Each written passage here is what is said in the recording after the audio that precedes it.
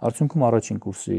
առաջադիմության, գերազանց առաջադիմության ուսանողը կարող է ստանալ կուրսանտը 75000 դրամ։ Ու այսպես շարունակ, երկրորդ կուրսի գերազանցը կարող է ստանալ 100,000 դրամ, երրորդինը 125, չորրորդ կուրսինը 150,000 դրամ եւ 5-րդ կուրսինը 175,000 դրամ աշխատավարձ։ Ներողություն, այո, նման է աշխատավարձի, բայց կրթաթոշակ։ Իրապես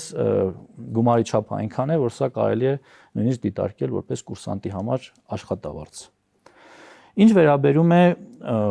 մյուս կրթական հաստատությանը, դա Մոնթե Մելքոնյանի անվան վարժարանն է։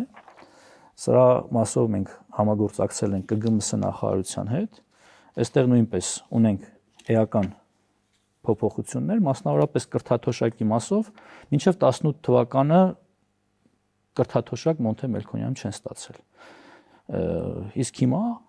վարժարանի բոլոր սաները ստանում են 15000 դրամ,